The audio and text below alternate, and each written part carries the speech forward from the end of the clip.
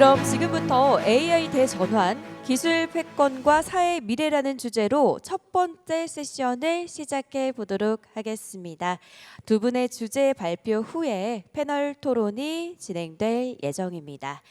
네, 첫 번째 주제 발표입니다. 최리노 인하대학교 신소재공학과 교수님이 AI 시대 반도체의 변화라는 제목으로 발표를 준비해 주시겠습니다.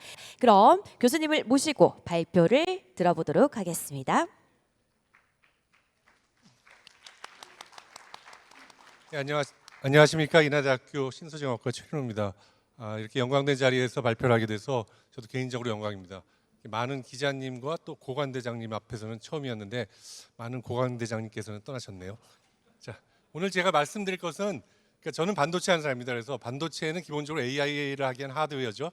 이런 AI를 하기 위한 하드웨어에서 어떤 고민들을 하고 있고 그런 것들이 어떻게 연결되어 있느냐를 갖다가 좀 쉽게 풀어가지고 말씀드리려고 하고 있습니다.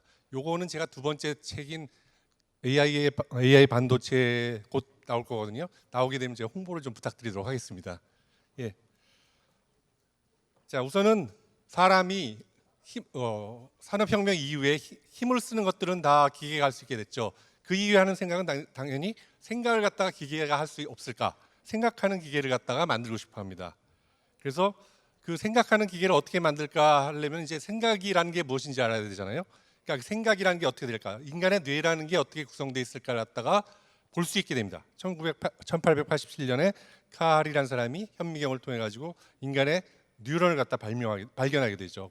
그런 어떤 해부학적인 지식들을 통해 가지고 나중에 밝혀진 거지만 인간의 뇌는 1000억 개가 넘는 신경세포와 1000조 개가 이상의 시냅스로 연결되어 있다. 이 숫자가 굉장히 중요합니다. 1000억 개, 100조 개, 엄청나게 많은 숫자죠. 그걸 좀 기억해 주시고요. 그것이 20와트 수준으로 우리가 말도 하고 그 다음에 몸도 움직이고 여러 가지를 다 하게 되죠. 그래서 이것처럼 생각을 갖다 할 수 있는 기계를 어떻게 만들까 하면은 당연히 두 가지 방법이 있을 수 있겠죠. 첫 번째는 그 인간의 뇌를 한번 흉내내 가지고 만들어 보자. 그것이 이제 하드웨어를 모사하는 방법입니다. 두 번째는 이건 잘 어떻게 작동하는지 모르겠어요. 뇌라는 것이 뭐가 구성되어 있는지 알겠는데 어떻게 작동하는지는 모르겠으니까 이런 하드웨어를 만들지 말고 그냥 우리가 인간의 뇌가 하는 논리적인 작용들 이런 것들을 갖다가 모사해보자. 그러니까 논리를 모사해보자 하는 방법으로 가게 됩니다. 그래서 불리안 알지브라, 불대수라는 것을 만들고 그 불대수를 푸는 방법 이런 것들을 개발하게 되죠. 그것이 이제 훗날에 디지털 컴퓨터를 만드는 토대가 됩니다. 두 개의 다른 방법으로 가게 됩니다. 자, 하드웨어를 통해 가지고 만든 게 첫 번째 인공지능이었습니다. 1958년도에 퍼셉트론 마크 1이라는 정말로 하드웨어로 된 인공지능을 처음으로 만들어 봅니다. 이것은 앞단에서 인풋으로 들어오는 것을 갖다가 이미지 센서, 그러니까 어떤 그림인지를 보는 거죠. 이미지 센서를 놓고 그것들을 갖다가 가변 저항으로 엮어 가지고 가변 저항에 나오는 것들 거기에서 이제 뭘 얘가 했냐면은 동그라미, 세모, 네모를 보여주면서 얘가 동그라미일까 세모일까 네모일까를 맞추도록 그렇게 하는 겁니다. 그렇게 인간의 뇌보다는 굉장히 간단하죠. 인간의 뇌는 많은 뉴런들이 쭉 연결돼 있고 이 연결된 것의 강도가 계속 바뀝니다. 그게 이제 시냅스라고 부르는 것이고 잘 아시겠지만요. 그렇게 구성되어 있는데 굉장히 단순한 여러 층이 되겠죠. 그러니까 인간의 뇌는 한 층으로 이루어져서 만들었는데 이게 그런 대로 작동을 해서 동그라미, 세모, 네모를 어느 정도는 맞췄습니다. 틀리면은 가변 저항을 갖다 수정을 시켜가지고 맞추도록 만들었거든요. 그게 학습을 결국시킨 거죠. 그렇게 해서 어느 정도 만들게 됐습니다. 그런데 그래서 이걸 통해 가지고 하드웨어 인공지능을 만들 수 있겠다라고 한 10년 정도를 갖다가 돈을 퍼부으면서 연구를 합니다.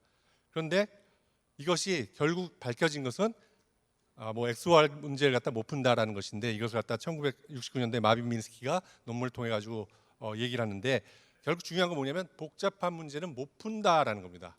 왜 복잡한 문제는 못 푼다를 짧게 말씀드리면은 인간의 뇌는 여러 레이어로서 구성된 네트워크입니다. 근데 이건 아까 말씀드린 딱 한 레이어밖에 없는 거죠. 그러니까 이 레이어를 좀 더 늘리면 되지 않냐. 근데 이렇게 늘렸을 때는 이 뒷단이 어떻게 앞단이 뒷단을 영향을 주는지를 알 수가 없기 때문에 학습을 시킬 수가 없습니다. 학습을 시키는 방법을 모르는 거죠. 그러니까 간단한 것조차도 못하는 것이라는 게 판명이 됩니다. 또 이맘에 어떤 일이 벌어졌냐면은 아까 말씀드린 두 번째 방법, 디지털 컴퓨팅이 극도로 발전하면서 그 디지털 컴퓨팅을 만들기 위한 반도체가 엄청나게 발달하게 됩니다. 그래서 1971년도에 인텔에서 인텔 4004라는 범용의 CPU가 출시가 됩니다. 이 범용의 CPU가 할 수 있는 일은 굉장히 빠른 로직 연산. 로직 연산이라면은 이제 뭐 AND라든지 OR라든지 NOT이라든지 이런 불리한 연산을 푸는 거죠. 이걸 통해서 숫자 계산을 엄청나게 빠르게 할 수가 있게 됩니다. 물론 논리 연산을 잘한다는 게 아니고 숫자를 계산하는 것이지만, 그래서 이러한 발전에 힘입어서 결국은 이것이 길이구나라고 생각하게 되면서 하드웨어로 가는 것들을 접게 됩니다. 그쪽으로 펀딩이 없어지게 되죠. 그래서 그러면 인공지능을 하던 사람들은 어떻게 됐냐면은 이렇게 우리가 하드웨어로서 실질적으로 구성할 수 없겠다. 이것이 인공지능이라는 것은 하드웨어로 구성하는 길을 떠나가지고 가상의 네트워크, 가상의 아티피셜 네트워크를 구성을 하고 그 가상의 네트워크의 어떤 연결을 가중치라는 숫자로서 계산하고 뉴런은 활성화 함수라는 함수를 바꾸고 신경 반응을 행렬이라는 것을 갖다가 풀어가는 가상의 숫자, 엄청나게 많은 숫자 그냥 조합이라고 생각하면 됩니다. 그걸로 가상으로 가게 되죠. 인공지능망은 가상으로 가게 됩니다. 하드웨어를 떠나가지고요. 그리고 그 가상으로 된 하드웨어들을 갖다가 계산하는 것을 갖다가 지금 발전하기 시작한 디지털 컴퓨터에 맡기게 되는 겁니다. 자, 그래서 제가 반도체를 갖다 강의하러 다니면 많은 질문을 받습니다. 반도체란 무엇인가를 가장 많이 듣는 질문이에요. 근데 이것은 사실은 좀 잘못된 질문인 것이 반도체라는 물질이 궁금한 건 아니거든요. 반도체가 실리콘으로 구성되어 있든지 뭐 저머니로 구성되어 있든지 이런 물질들이 궁금한 게 아니에요. 저희가 궁금한 것은 반도체 소자라는 건 무엇인가라는 거죠. 근데 반도체 소자란 무엇인가라는 것도 사실은 질문이 잘못됐습니다. 왜냐하면 반도체 소자라는 건 기본적으로 부품입니다. 부품은 어디인가 쓰여져야지 되는 거죠. 어디인가 쓰이는 것을 우리가 시스템이라고 그러는데 반도체 소자란 어떤 시스템인가? 그러면 이런 질문하면 밥솥에도 쓰이고 자동차에도 쓰이고 컴퓨터에도 쓰이고 핸드폰, 스마트폰에도 쓰이고 이렇게 얘기하는데 이 반도체 소자가 이렇게 반도체 산업이 발전하게 된 것은 바로 폰 노이만 컴퓨팅이라는 컴퓨터를 발전시키는 데 사용되었기 때문에 이렇게 발전된 겁니다. 폰 노이만 사람에 대해서는 시간을 저한테 20분밖에 안 주셨기 때문에 좀 더 빨리 해야 할 것 같은데, 자, 컴퓨터가 이렇게 구성된 거죠. CPU, 연산과 로직을 푸는 CPU, 컨트롤하는 CPU와 그 다음에 그것에 필요한 소프트웨어들 또는 데이터를 저장할 수 있는 메모리, 이렇게 구성해야 된다라고 컴퓨터를 만들어야 된다라고 한 것이고, 여기에 따라서 반도체 산업도 그대로 구성이 됩니다. 메모리를 만드는 회사들이 메모리 회사, 삼성, SK, 마이크론 같은 회사들이죠. 여기는 D램이 쓰니까요. 그다음에 CPU를 만드는 인텔이라든지 AMD, 그다음에 그것들이 이제 분화가 돼가지고 패밀리스와 파운드리로 분화가 되죠. 요 폰 노이만 컴퓨팅을 만들기 위해서 그렇게 발전을 했고, 이것이 더더욱 크게 발전하게 된 것은 바로 집적 회로가 만들어지면서입니다. 집적 회로가 1958년도에 나오면서 엄청나게 발전됐죠. 간단히 말씀드리면 집적 회로는 요 밑에 요 밑에 FUL이라고 그래서 이제 소자를 갖다 실리콘 위에 만들고, 요 뒤에는 백엔드 블라인이라고 해서 결국은 전선입니다. 전선을 갖다 쭉 연결한 것이고, 요것들을 만드는 것이 바로 프론트엔드 전공정이라고 합니다. 이것이 소자 회사, 삼성, 인텔 같은 소자 회사에서 하는 것이고, 그것이 웨이퍼 상에서 만들어진 다음에 그 다음에 오사트라고 부르는 패키지 업체로 가면은 웨이퍼를 잘라서 다이별로 잘라가지고 그다음에 패키징해가지고 팔게 되는 거죠. 이게 일반적인 형태의 반도체 산업이었고 이렇게 발전이 되었습니다. 근데 그렇게 아까 폰 노이만 컴퓨팅을 하려고 만들어진 부품이다 보니까 폰 노이만 컴퓨팅에 맞게 이 아래층에 있는 소자들이 D램 메모리 쪽과 로직 쪽은 모스펫을 통해 가지고 CMOS를 만들게 된 것이고, 메모리 쪽은 이렇게 캐패스를 만들어 가지고 D램을 만들게 되죠. 완전히 다른 형태의 소자가 만들어졌기 때문에 얘네들을 같이 안 만듭니다. 같이 못 만들게 됐어요. 이게 뒤에 인터커넥트는 다 있지만, 그래서 같이 안 만든다. 그러고 얘네들은 각각 만들어서 패키징을 해가지고 어디서 만나게 되냐면은 이 PCB 위에서 만든다. 이래야지 폰 노이만 컴퓨팅이 되는 겁니다. 이렇게 해도 되는 거죠. 이걸 같이 만들기가 굉장히 어려운 거죠, 사실은. 그래서 이렇게 해도 충분히 폰 노이만 컴퓨팅이 돌아갈 수가 있기 때문에 이렇게 산업이 발전돼 있고 이렇게 만들었죠. 근데 PCB 위에서 만든다는 건 무슨 얘기냐면은 이 CPU에서 램에서 이제 메모리에서 데이터를 갖고 와야 되는데, 이 PCB 위에는 미세하게 그림을 그릴 수 없기 때문에 올 수 있는 통로가 굉장히 제한적입니다. 딤 같은 경우에 288개의 다리밖에 없어요. 그러니까 288개의 선으로만 갖고 올 수 있죠. 그렇게 작은 선으로도 될 수 있는 이유는 뭐냐면은 폰 노이만 컴퓨터는 그래도 됩니다. CPU가 그렇게 많은 데이터를 바라지 않아요. CPU는 컨트롤도 해야 되고 제어도 해야 되고 뭐 분기도 해야 되고 여러 가지를 하기 때문에 계산을 그렇게 많이 할 필요는 없어요. 그래서 이렇게 돼도 됐는데 문제는 무엇이냐? 지나가겠습니다. 그래서 우리가 스케일링을 통해 가지고 빠르게 이 로직 소재를 발전시켜 갖고 메모리 소재를 더 많이 집어넣었죠. 그렇지만 걔네들끼리 대화를 나누는 것은 그렇게 빠르지 않아도 됐다라는 것이 폰노미안 컴퓨팅이었어요. 그런데 문제는 뭐냐면은 우리가 새로운 어플리케이션, AI라는 어플리케이션을 만나게 되는 거죠.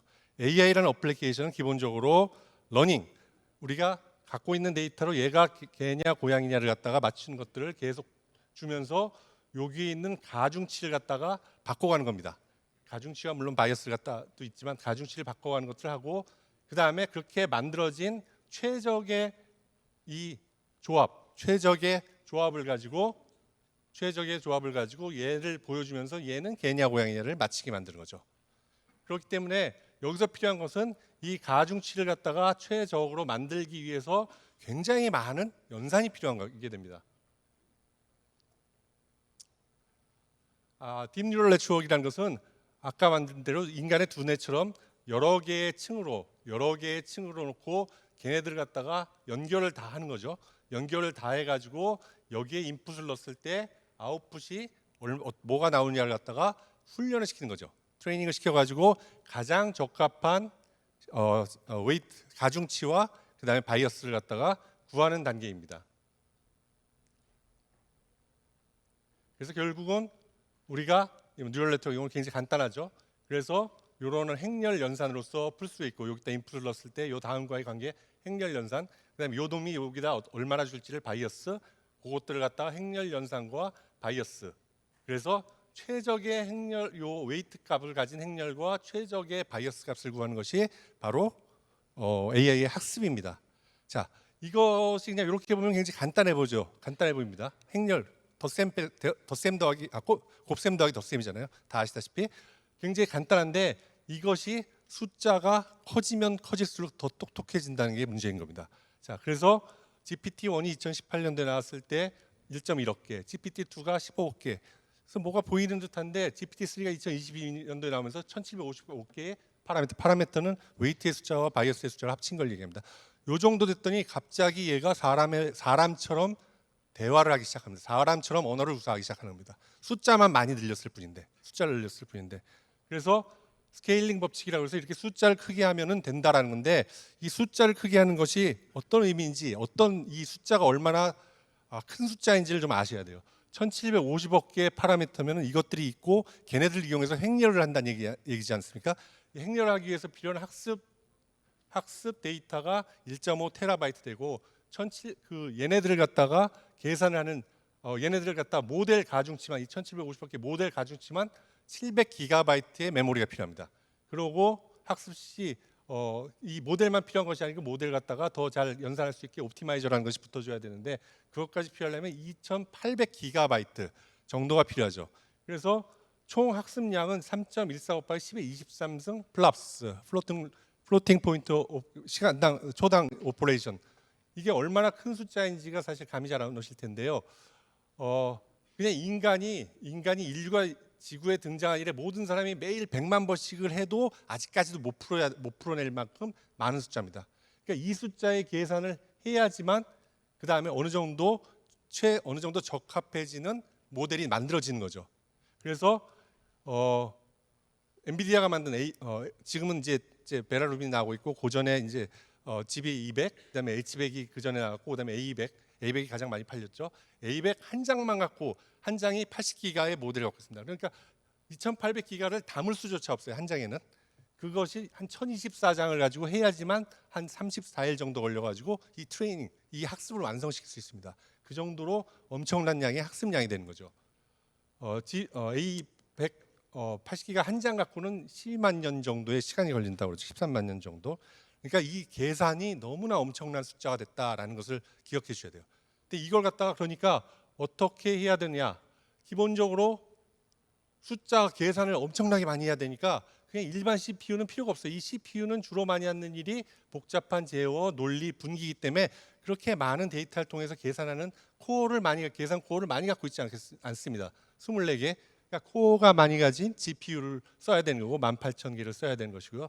또 얘만 필요한 것이 아니고 얘들을 갖다가 HBM이라는 데 담아가지고 얼마나 엄청나게 많은 데이터가 필요하잖아요.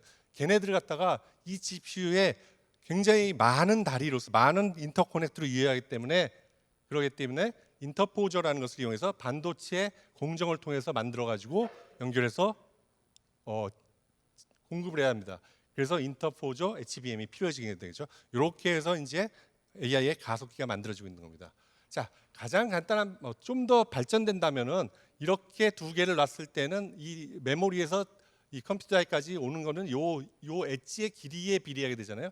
만약에 얘를 3D로 아래 위로 쌓게 된다면은 더 많은 인터커넥트를 만들어 줄 수가 있죠. 더 많은 인터커넥트를 이렇게 가고 싶어 하는 겁니다. 그래서 3D 인테그레이션, 반도체를 쌓아가지고 올려보자라는 것들이 이제 이렇게 나오는 거죠. 근데 문제는 뭐냐? 이렇게 쌓았을 때 열이 발생하죠. 이 열이 빠져줄 수가 없는 거죠. 그래서 파워, 서멀, 이 서멀을 어떻게 뺄 것이냐가 굉장히 큰 문제입니다. 그래서 이 서멀을 어떻게 할 것이냐가 문제이고, 자, 그것이 이제 아까도 말씀드렸지만 한 장의 GPU 갖고 안 된다고 그랬죠. 여러 장의 GPU를 했는데 얘네들끼리도 또 대화를 해야 되잖아요. 그러니까 그 대화를 잘하게 하기 위한 그런 어떤 그 프로토콜이나 하드웨어들이 이제 엔비디아에서 굉장히 잘해서 NV링크라는 것을 통해 가지고 하는 것이고, 빠르게 또 이것을 갖다가 이런 어떤 구리선만을 이용하는 것이 아니고 이제 빛을 이용하면 좀 더 빠르지 않겠냐. 그래서 코어 패키지드 옵틱스 CPU라고 해서 빛을 가지고 통해 가지고 해보자라는 것이 계속 연구가 되고 있습니다. 자, 지금 제가 두 가지 주제를 더 말씀드렸는데 좀 더 빨리 해야 될 것 같네요. 4분 남았으니까. 추론의 시대입니다.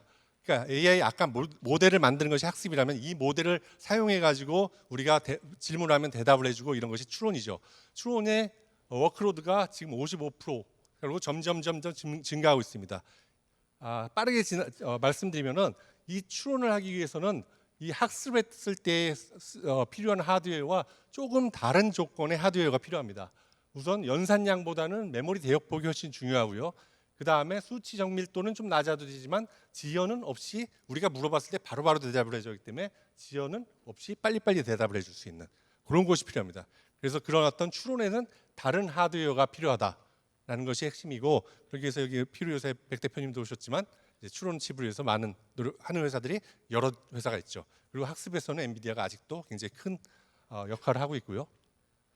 또 지나가겠습니다. 빨리요. 제가 좀 시간 컨트롤 못해가지고. 그래서 문제는 뭐냐? 이렇게 가상의 AI를 만들기 위해서 이렇게 많은 엄청난 숫자의 연산을 해야 하다 보니까 필요한 것은 전력입니다. 그래서 이것을 데이터 센터에다 놓고 이 계산을 시키는데 너무나 많은 전력을 갖다 사용하죠. 30기가 와트, 100기가 와트 뭐 이런 것이 하나가 이제 킬로와트 단위니까 뭐 30기가, 100기가 정도 되는데 원자력 발전소의 수라고 생각하시면 됩니다. 30개, 100개 이렇게 생각하시면 됩니다. 이걸 갖다 어떻게 과연 전력을 갖다가 할 것이냐라는 게 반도체 하는 사람들이 느끼는 가장 큰 문제이고, 그러다 보니까 전기를 갖다 줄이면서 할 수 있는 그러한 방법들을 좀 더 연구해 보자라는 것이고요. 그래서 이제 이 열을 식혀야 되고 이 전기를 갖다가 확보를 못하니까 우주 나가보자 이런 생각을 하는 사람 많죠. 대표적인 사람이 일론 머스크고요. 근데 문제는 우주 나갔을 때 지금 현재 계산해 보면 한 3배 정도의 비용이 더 듭니다. 지상에 만들 때보다.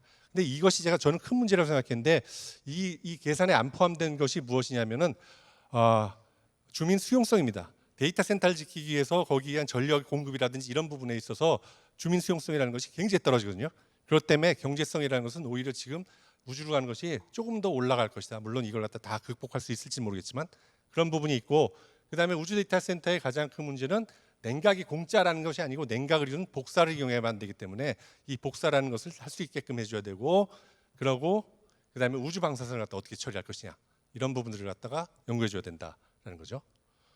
또 지금의 방향에서 어떻게 또 전기를 줄일 것이냐는 두 가지 길이 있습니다. 첫 번째는 지금 우리가 쓰고 있는 그런 어떤 가상의 신경망을 갖다 좀 더 전기를 덜 쓰고 할 수 있는 그런 최적화의 방법이 있고, 아니면은 과거에 우리가 해보려고 했던 하드웨어의 신경망으로 한번 해보자. 왜냐하면 사람의 두뇌는 20와트밖에 안 쓰는데 이것은 엄청나게 많은 전기를 써야 되니까 이렇게 두 가지 방법이 있는데 소프트웨어적으로 우선 가상신경망을 갖다가 더 발전시키기 위해서 전기를 덜 쓰기 위해서는 데이터의 이동을 갖다 줄여야 됩니다.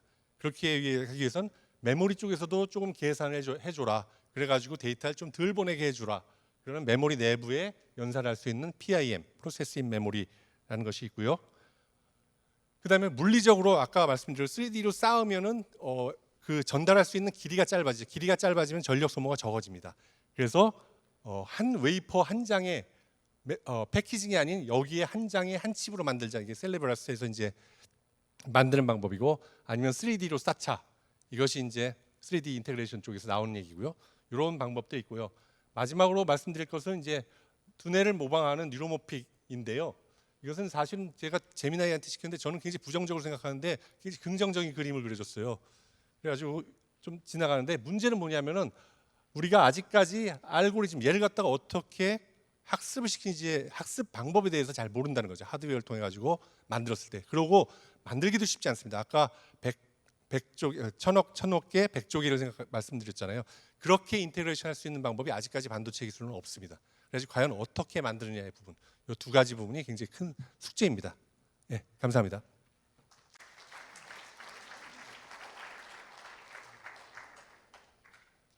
네, 첫 번째 발표를 잘 맞춰주신 최린호 교수님께 감사의 말씀드리겠습니다. 두 번째 발표 소개 올리겠습니다. 유용균 국가과학기술연구회 국가과학 AI 연구센터 단장님께서 준비해 주셨는데요. AI의 발전과 인간 과학자의 역할 변화라는 주제로 발표해 주시겠습니다. 그럼 발표를 듣도록 하겠습니다. 네, 안녕하세요. 국가과학기술연구회 국가과학인공지능연구센터의 운영단장 맡고 있는 유영균이라고 합니다. 먼저 앞에 소개를 너무 잘해주셔가지고 이어서 좀 이야기를 드릴 수 있을 것 같습니다. 먼저 우리가 인공지능을 이야기 전에 인공지능의 역사는 컴퓨터하고 같이 간 것 같습니다. 최초의 이제 컴퓨터의 역할은 인간의 계산을 대신해주는 어떤 기계입니다. 이 그림은 히든 피겨스라는 영화에서 아마 그 주인공의 이제 실존 인물의 사진으로 알고 있습니다. 그래서 최초의 이제 이런 인간이 직접 계산하던 역할을 이런 그 컴퓨터가 대신하게 되면서 일자리를 잃었다가 다시 또 뭐 코딩 같은 걸 배워서 돌아온다, 이런 스토리였고요. 이런 이제 컴퓨터를 만들어지고 나서 이제 당연히 인간의 어떤 지적인 활동을 모델링하는 이런 노력들을 많이 했습니다. 근데 그때 그 당시의 인공지능은 뭐 이런 거죠. 우리가 인간의 뇌 구조를 모방하면은 저절로 생각하는 기계가 만들어질 것이다라는 어떤 낭만을 가지고 연구를 했던 거고요. 근데 막상 해보니까 잘 안 됐던 겁니다. 그래서 그동안 이제 이런 뭐 신경망 방식으로 연구를 하다가 또 폰두잇만 구조의 컴퓨터가 만들어지기도 하고 이렇게 발전이 이루어집니다. 인공지능이 이런 이제 좀 돌파구가 마련되기 시작한 거는 어떤 컴퓨터 비전 분야에서는 2012년도 이후에 어떤 경진대회에서 우리가 인공신경망 기반의 방법론 1등을 하게 되면서 이제 신경망이 이제 주류로 자리를 잡게 되고요. 또 뭐 딥마인드가 이때 딥마인드는 이때 이제 네이처에 논문을 내죠. 우리가 인공신경망 강화학습 방법으로 아타리 게임을 풀 수 있다는 것을 이제 네이처에 논문을 냅니다. 우리나라에서는 2016년에 이세돌 알파고 대국 이후로 이제 인공지능에 대한 관심이 많아지면서 이제 국가적으로 많은 투자가 이루어지게 됩니다. 그래서 이런 관점에서 인공지능은 어떤 하나의 어떤 수학이라고 볼 수가 있습니다. 왜냐하면은 그 인공지능 어떤 하시는 분들이 어떤 인공지능이라는 것을 만들기 위해서 가진 방법을 다 쓰다가 하도 안 되니까 이 데이터를 가지고 모델링을 해보니까 좀 잘 되네. 그래서 어떤 기계학습이라는 방법론이 만들어지게 되고, 그래서 그 우리가 2020년 이전까지 인공지능이라는 어떤 시스템을 얘기하는 게 아니라 인공지능 학자들이 만들어 놓은 수학적인 방법론을 의미하는 겁니다. 한마디로 우리가 공대생들이 많이 하던 실험 데이터 가지고 우리가 커브 피팅 많이 하지 않습니까? 어떻게 보면은 어떻게 하면 선을 잘 긋느냐, 어떤 복잡한 함수를 가지고 데이터를 모델링을 잘 하느냐, 그런 어떤 수학으로 말씀드릴 수 있습니다. 그래서 우리 과학자들은 그럼 인공지능 학자들이 만들어 놓은 수학을 가져와 쓰는 거죠. 우리가 인공지능 학자들은 그 지능을 모델링하는데 데이터를 썼다 그러면은 과학자들은 과학 현상을 모델링하는데 데이터를 써보는 겁니다. 그래서 이 단백질 구조를 예측하는 것을 데이터로 해보자라는 라고 해서 알파폴드라는 걸 만들어 가지고 2년 전에 화학 물리학 그 노벨상을 받게 되고요. 그리고 비슷한 연구로 우리가 딥마인드는 그 인공신경만 가지고 기상 예측하는 모델을 만들어서 지금 슈퍼컴퓨터보다 더 정확하게 기상 예측을 하고 있습니다. 그래서 저희 이건 넘어가도록 하겠습니다. 그래서 조금 이제 제가 좀 정리를 하자면은 그 AI for Science하고 그다음에 Science of AI가 있는데 그 두 개를 조금 구분을 하면 좋을 것 같습니다. 우리가 Science for AI, Science of AI는 인공지능을 만들기 위한 과학이죠. 그래서 인공지능이란 시스템을 구현하기 위해서 학자들이 수십 년 동안 고민하다 보니 돌파구를 찾은 게 신경망 구조 그리고 그 신경망을 학습하는 수학적인 알고리즘입니다. 그런데 그 수학적인 어떤 데이터를 모델링하는 기법을 어떤 다른 과학 도메인에서 가져와 써보니까 과학 현상을 모델링하는데 쓸 수 있는 게 좋은 거예요. 그래서 AI for Science는 이런 인공지능 학자들이 만들어 놓은 수학을 가져와 쓰는 거에 좀 가깝다고 생각을 합니다. 그 두 개는 기술적으로는 비슷할 수 있지만은 우리가 모델링하고자 하는 대상이 이제 완전히 다른 거죠. 그래서 저는 이제 지능에 대해서는 사실 좀 부정적으로 생각했습니다. 우리가 인공지능 학자들이 만들어 놓은 수학을 가져와서 우리가 어떤 자연 현상이나 뭐 원자로의 어떤 현상을 모델링하는 거에 좀 관심이 있었고 지능 자체는 사실은 대단히 좀 처참했습니다. 2022년도에 과기부에서 열렸던 그 그랜드 챌린지 대회에서 저희가 우승을 했는데 이 당시에 초등학교 수학 문제도 절반도 못 풀었습니다. 저희 1등을 했지만은 사실 그렇게 자랑스럽지가 않았어요. 하지만 그 대회가 끝나자마자 챗GPT가 나왔고 챗GPT 나오고 나서 지금부터 이제 만으로 2년이 안 됐죠. 2024년 9월에 GPT-5.1이 나오면서 인간의 IQ를 처음으로 초월을 합니다. 그 전에 인공지능 모델들은 어떤 그럴듯하긴 하지만은 어려운 문제, 우리가 논리적인 생각을 해야 되는 문제들은 못 풀었거든요. 근데 GPT-5.1 나오고 이제 IQ 검사를 하니까 지금 120 정도가 나오고 지금 인공지능 모델들은 IQ 검사가 의미 없을 정도로 인간하고 최소한 IQ 검사에서는 인간을 좀 추월하고 있습니다. 그래서 저희가 2022년도 말에 초등학교 수학 문제도 못 풀던 인공지능이 지금은 그 2년 전의 인공지능이죠. GPT-5.1으로는 수능 문제 이미 1등급을 받고 있고 지금 이제 작년 1년 전에 수학 올림피아드 IMO에서는 뭐 오픈 AI의 챗GPT나 아니면은 이제 제미나이 딥싱크 모델들이 이제 금메달을 땁니다. 이미 벤치마크에서 그 박사 자격 시험급의 이런 벤치마크들을 가지고 이제 인공지능 모델 성능을 비교를 하고 있고 이미 이제 이런 벤치마크 상에서 90점 정도를 받고 있고요. 그리고 뭐 서울대 문명락 교수님, 컴퓨터공학과의 문명락 교수님께서 이런 스스로 벤치마크를 직접 이제 운영을 하시는데 지금 작년 기준으로 이미 1년 전입니다. 이미 인공지능 모델들이 서울대 전체 학생들보다도 알고리즘을 더 잘 풉니다. 이런 노력들이 이런 식으로 이제 인공지능이 이제 발달하다 보니까 이제 인공지능한테 좀 더 많은 일을 시키게 됩니다. 원래 그 LLM은 우리가 인풋이 들어오면 아웃풋이 들어오는 어떻게 생각하면 단순한 모델인데 이제 인공지능이 이제 인간처럼 논리적인 판단을 하고 생각을 할 수 있게 되면서 이 인공지능한테 조금씩 이제 도구를 붙여줍니다. 도구라는 거는 어떤 데이터베이스가 될 수도 있고요. 인터넷을 검색하는 능력이 될 수도 있고 그 외부 시스템을 제어할 수 있는 능력들을 도구로 붙여주니까 인공지능이 이제 계획을 세워서 스스로 문제를 해결할 수 있는 이런 에이전트로 발전하게 되고 이 에이전트가 사실은 인공지능 학자들이 수십 년 동안 궁극적으로 만들고 싶은 이런 시스템입니다. 스스로 문제를 해결하는 이런 시스템으로 발전하게 됩니다. 이런 에이전트가 발달하게 되면서 우리가 자연스럽게 이 에이전트를 가지고 이제 연구에 적용해보고자 하는 그런 시도들이 많이 생깁니다. 그 GPT-5.1이 나오자마자 그 사카나 AI라는 회사에서는 연구하는 전 과정을 자동화하는 이런 시스템을 만들어서 발표를 했습니다. 이건 2년 전에 했던 일인데 최근에 네이처에 게재가 되었고요. 이런 우리가 연구자들이 어떤 문헌 조사를 해서 새로운 가설을 생성을 하고 새로운 가설을 가지고 구현을 하고 구현된 코드를 실행해서 데이터를 만들어내고 그 데이터를 가지고 평가를 해서 기존 아이디어보다 그 성능이 좋으면은 논문을 쓰고 성능이 좋지 않으면 다시 처음부터 돌아가서 새로운 가설을 생성을 하죠. 그런 전 과정을 자동화하는 시스템을 만들어 가지고 뭐 이제 몇만 원 정도 API 비용만 내면은 쓸 수가 있습니다.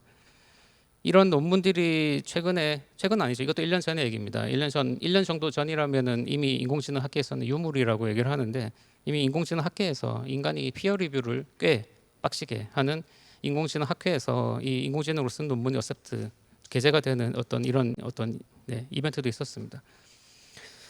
요거는 넘어가고요. 네, 그래서 이게 AI for Science하고 그 Science for AI 조금 다시 또 그림을 가져 보면요, 우리가 AI for Science, Science for AI, 저도 헷갈리는데 우리가 인공지능을 만든 학자들이 인공지능을 구현하기 위해서 만들어 놓은 어떤 수학적인 방법론을 AI for Science, 다른 도메인 쪽에서 계속 가져와 쓰는 거죠. 이런 가져와 쓰다가 최근에 그 두 분야가 동일한 분야를 연구를 하기 시작합니다. 우리가 인공지능 학자들은 계속 새로운 어떤 이제 인공지능이 그 전에 못 풀었는데 인간은 잘하지만 인공지능이 풀지 못했던 문제들을 정의해서 그거를 이제 계속 도전을 하는 거죠. 그러니까 지금 이제 정복을 계속 하나씩 하다가 그럼 인간 과학자의 역할을 대신할 수 있으면은 이거 인공지능의 어떤 궁극적인 벤치마크다라고 생각해서 어떤 과학 문제를 푸는 것을 궁극적인 목표 중에 하나로 도전을 하고 있고요. AI for Science, 우리가 사이언스 기존에 이제 도메인 쪽에 과학하시는 분들도 인공지능을 계속 이제 활용을 하다가 그 전에는 이걸 수학적인 방법론으로 가져와서 활용을 하다가 지금은 그 지능 자체를 가져와서 활용하는 거에 많은 좀 관심을 가지고 있습니다. 정리를 하자면은 그 초창기의 컴퓨터는 계산 도구고요. 우리가 그 다음 단계, 우리가 2012년도에 머신러닝이 발달하고 나서는 어떤 과학 현상을 모델링하는 수학적인 도구로서 인공지능을 활용했다고 하면은 지금은 에이전틱 사이언스라는 표현이 저는 조금 이제 와닿는데, 수학적인 도구를 활용하는 게 아니라 그 지능 자체를 가져와서 과학 연구에 도움을 받아보자고 하는 연구들 요즘 많이 하고 있습니다. 그래서 이런 연구자들이 하는, 아까 사건 AI에서 보여드렸던 것처럼 가설 생성하는 것부터 해서 실험 설계하고 시뮬레이션, 그리고 물리적인 실험까지 전체 사이클을 우리가 자동화해서 이 연구자들이 수행하는 모든 연구 과정을 자동화할 수 있지 않을까 하면서 그 자체를 지금 많이 연구를 하고 노력을 하고 있고요.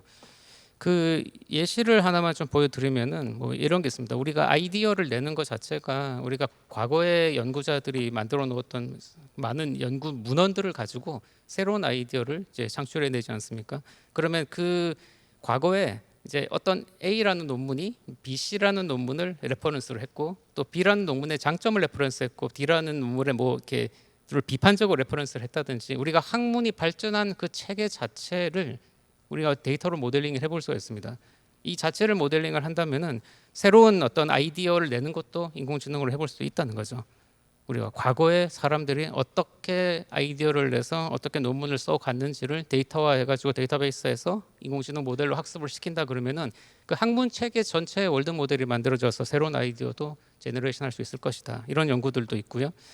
그리고 이 인공지능이 그 어떤 가설이 생성되고 나서는 내가 만들어진 세운 가설을 입증하기 위해서는 또 많은 실험들을 수행을 해야 됩니다. 그 실험을 어떻게 수행하는지가 중요한데, 이런 실험들은 예전에 우리는 이 실험을 자동화하는 것들은 우리가 수학적으로 정의된 공간에서만 옵티미제이션, 우리가 최적화가 가능했다 그러면은 지금은 이런 인공지능 모델, 이런 LLM, 인공지능 덕분에 수학적으로 정의되지 않았던 공간에까지 우리는 최적화를 할 수가 있습니다.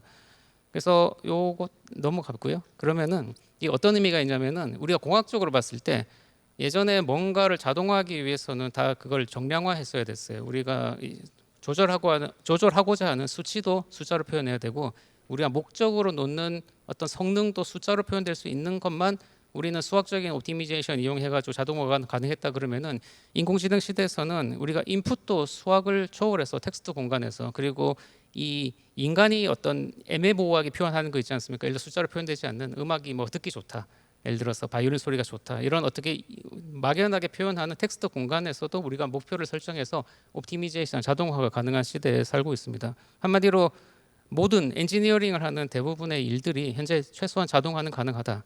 이게 잘 안 될 수는 있지만은 그런 시대에 좀 살고 있고요. 그래서 딥마인드에서는 알파 이볼브라는 어떤 이런 인공지능 알고리즘을 서비스를 만들어 가지고 여기다가 이제 소스 코드 집어넣고 내가 어떤 목적을 넣으면은 그 목적에 따라서 소스 코드를 알아서 알고리즘을 개선을 합니다. 그리고 이게 지금 PDF라서 동영상 안 나오는데, 이런 AI 코사이언티스트 구글에서 만들어 가지고 지금 이런 인공지능 연구 과학 연구를 도와주는 시스템들을 많이 만들었고요. 그다음에 최근에 이런 컴퓨터 세계 안에서 연구뿐만 아니라 이게 물리적 세계까지 확장하는 겁니다. 우리가 가설 생성해서 결국에 입증하려면 실제 실험을 해야 되는데 그 실험하는 과정 여기서 오픈 AI는 그 화학 실험을 자동화해주는 이런 그 스타트업하고 마리아 랩스라는 스타트업하고 협력을 해서 우리가 새로운 어떤 물질 개발을 하는 과정까지도 전체 자동화를 하는 이런 연구들을 수행하고 최근에 발표를 하였습니다. 근데 이런 연구들이 보통 이제 인공지능 아주 이제 인공지능 연구들이 아주 뭐 인공지능 전문가들이 꼭 있어야지 되는 시대가 아니라 이제는 AI 플랫폼을 이용하면 누구나 이런 에이전트들을 만들 수가 있는 시대에 살고 있습니다. 지금 예를 들어서 지금 10년 만에 이세돌 알파고를 대국을 했는데 이때 뭐가 달라졌냐면은 일단은 예전에는 구글에서 이제 이세돌하고 그 바둑을 두기 위해서 거의 뭐 슈퍼컴퓨터 이런 것들 장비를 가져와서 뭐 설치를 하고 뭐 네트워크도 썼지만은 엄청난 어떤 노력을 많이 했는데 이제는 이런 에이전트를 만들 수 있는 플랫폼 활용하면은 이세돌하고 이제 이런 바둑 두는 알고리즘도 누구나 만들 수 있는 그런 시대에 살고 있습니다. 이런 것들이 우리가 AIOS라는 개념을 운영체제라는 표현을 쓰고 있고요. 이런 운영체제 통해서 이제 누구나 인공지능 에이전트를 누구나 쉽게 만들 수 있는 시대에 살고 있습니다. 예를 들어서 뭐 연구적으로 봤을 때 이런 것 하나 예시 들면은 뭐 대전 동물원에서 늑구 탈출했을 때 뭐 실질적으로 도움 안 됐지만 저희가 늑구 찾는 걸 좀 인공지능으로 도움 드린 적이 있었는데 예전처럼 이렇게 실제로 내가 모든 디텍팅하는 알고리즘을 만드는 게 아니라 인공지능 에이전트한테 이렇게 시키는 겁니다. 영상 던져주고 여기에서 디텍팅하는 알고리즘 너가 만들어서 그 디텍팅이 잘 될 때까지 이 모델을 최적화해서 내가 잘 만들어 봐 하면은 뭐 인공지능이 알아서 이런 이제 늑대를 찾는 알고리즘들을 스스로 만들어 가지고 이렇게 배포를 합니다. 이런 것들이 이제는 딸깍으로 되는 시대에 우리는 좀 살고 있고요. 뭐 예를 들어서 우리 원자력 쪽에서 보면은 이런 원자로 설계하는 이런 뭐 개념 설계 보고서 이런 것들이 그냥 이제 키워드 한 줄 가지고 우리가 에이전트가 실제로 설계를 하고 이런 시뮬레이션까지 자기가 알아서 수행을 해서 이런 개념 설계 보고서를 만드는 시대까지 지금 현재 살고 있습니다. 물론 이 아직까지 인간이 봐줘야 될 부분들이 많기는 합니다. 그래서 이제 이런 우리가 딸깍으로 되는 시대에 살고 있어서 이게 지금 예전에 연구자들이 하던 많은 부분들이 이제 컴퓨터로 이제 대체할 수 있게 되고 있고요. 이제 인공지능이 잘하는 부분을 굳이 인간이 이기려고 해서는 안 된다고 생각을 합니다. 인공지능이 잘하는 부분은 다 과감하게 인공지능한테 시키고 이제 인간이 해야 될 일은 계획을 수립을 하고 인공지능이 한 결과물을 이제 탁 체크하고 최종적으로 이제 결론을 내는 것에 이제 인간이 좀 집중하는 식으로 이제 시스템이 어떤 인간과학자 역할도 바뀔 거라고 생각을 합니다. 그래서 지금 한 컴퓨터 이 인공지능의 역할은 2세대 정도 되는 것 같습니다. 이제 코파일럿이죠. 우리가 이게 인공지능의 지적 능력을 가지게 되면서 인간 연구자가 하던 인간 연구의 과정 일부를 이제 자동화할 수 있는 그런 시대에 살고 있고, 근데 앞으로 인공지능이 더 발달한다 그러면은 3세대 이게 인공지능 자체적으로 우리가 능동적으로 계획을 세우고 연구를 수행하고 인간은 옆에서 이렇게 지켜보면서 감독을 하는 역할이 되지 않을까 이렇게 생각을 합니다. 우리가 어떤 연구가 의미가 있고 어떤 연구가 가치가 있고 그다음에 이 계속 인공지능이 연구를 하는 것을 지켜보면서 인공지능이 자기 가만 놔두면 자꾸 새길로 이렇게 빠지는 경향이 많거든요. 그러면은 이제 자꾸 딴짓을 하면은 이렇게 혼내주면서 우리가 좋은 결과 얻을 수 있게 결과를 보고 이제 비드백해주는 역할이 인간 과학자 역할이 되지 않을까 생각하고 있습니다. 네.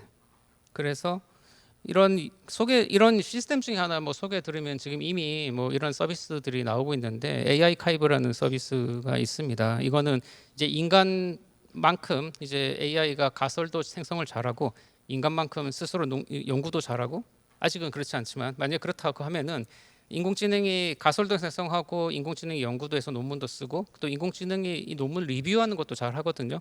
그러면 인공지능끼리 알아서 운영되는 이 저널 시스템이 만들어지는 겁니다.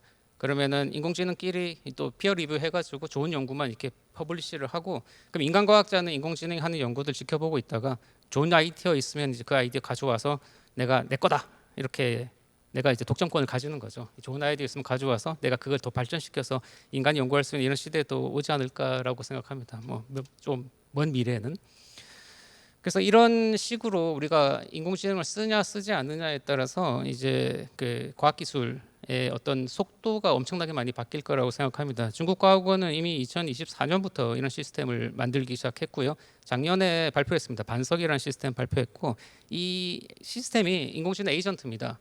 약간 아까 코사이언티스트 같은 이제 인공지능 에이전트를 만들어 가지고 여기다가 과학 연구에 도움된 도구, 우리가 연구할 때 뭐 계산기도 쓰고 엑셀도 쓰고 워드도 쓰고 시뮬레이터, 매트랩도 돌리고 하죠. 이런 도구들 주어주고 알아서 이 연구를 수행하도록 하는 이런 에이전트들 만들어서 전 이제 이런 중국 과학원에서 배포해가지고 활용되고 있는 것으로 알고 있고, 이 단순히 도구가 아니라 이런 시스템 통해서 과학 연구하는 패러다임 자체를 바꿔보겠다고 하는 게 지금 중국 과학원의 이야기입니다. 그래서 여기서 이제 과학 기술을 하기 위한 운영 체제라는 표현을 쓰고 있고요.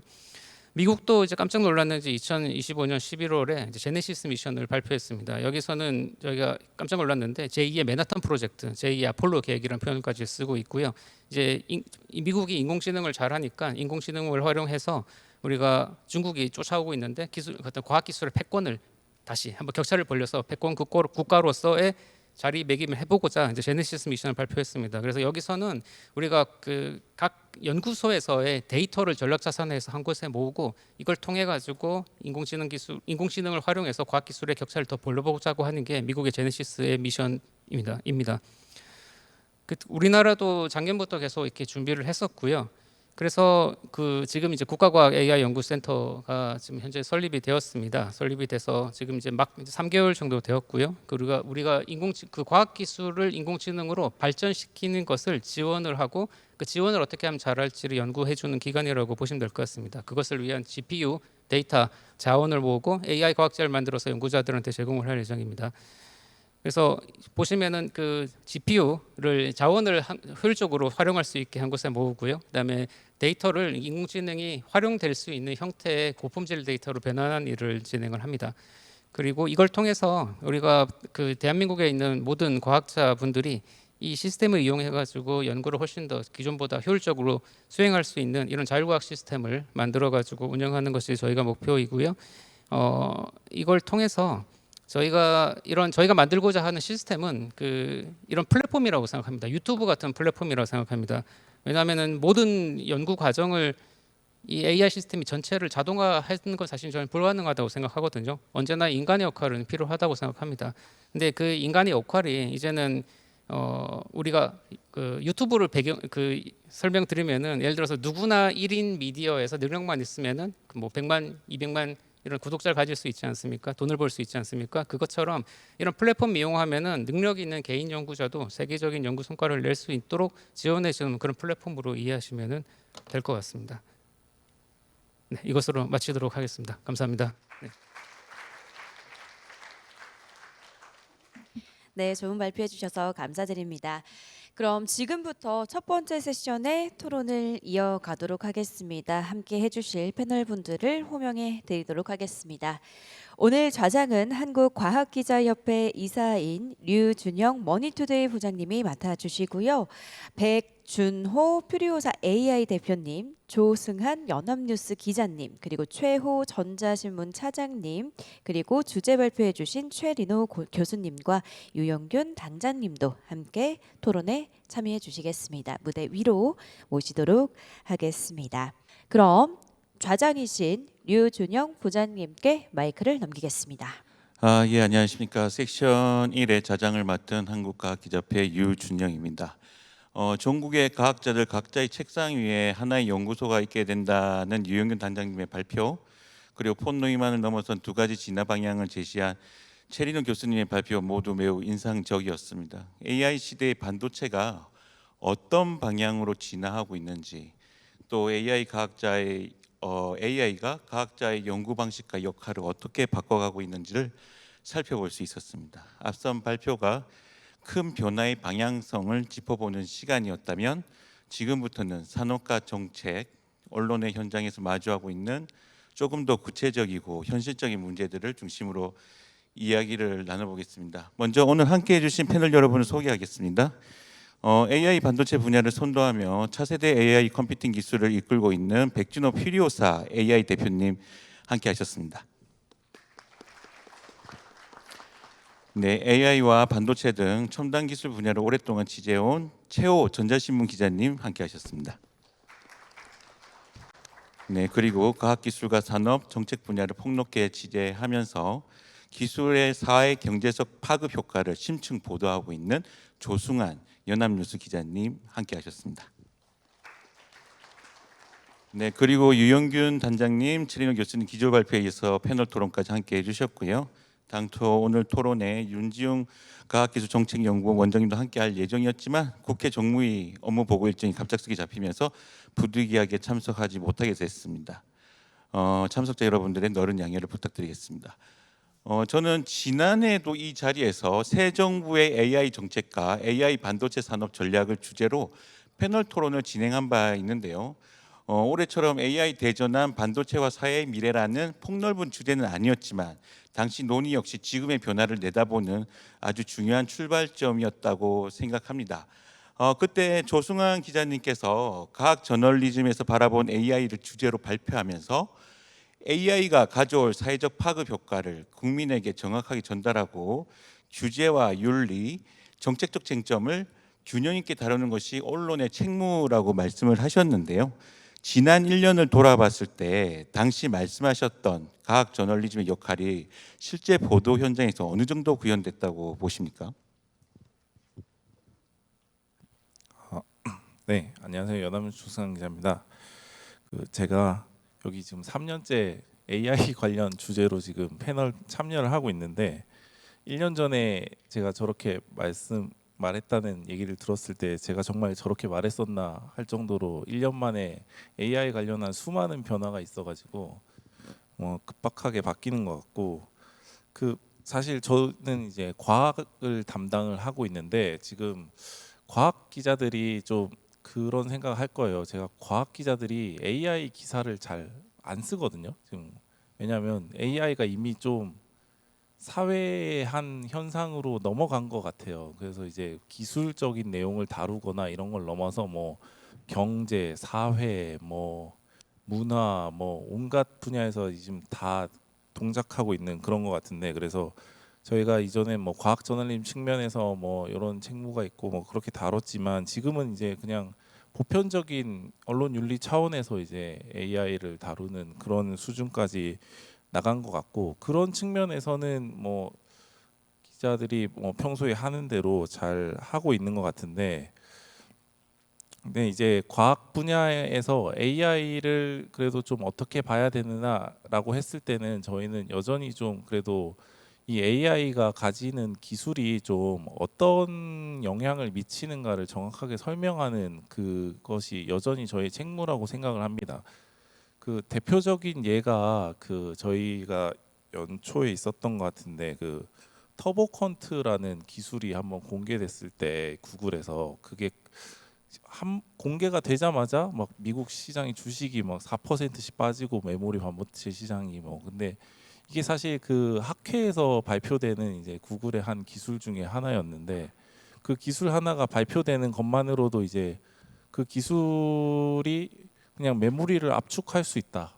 아주 손실 없이 작은 내용 짧은 명제 하나로만 가지고 굉장히 전달이 빠르게 되면서 시장에 강력한 영향을 미치더라고. 근데 그 문제를 해소하는 게 결국은 기술에 대한 정확한 설명을 해주는 거더라고요. 이 기술이 어떤 원리를 활용을 하고 있고 이렇게 하면은 메모리에는 이런 영향을 줄 수 있고 이거를 활용을 언제 할 수 있는 게 지금 당장 할 수 있는 건지 아닌지 이런 걸 하려면 결국은 저희가 그 설명이 필요한데 그 설명 단계까지 가기가 지금은 좀 AI가 좀 힘든 것 같아요. 왜냐하면 너무 빠르고 많은 정보들이 빨리 나오고 있어서 저희가 이제 자세한 설명을 하면 이 AI가 저희에게 미치는 영향을 어떻게 좀 이해할 수 있을까 그런 것들 좀 볼 수 있을 것 같은데 그래서 저희도 결국은 중요한 거는 과학적으로 설명을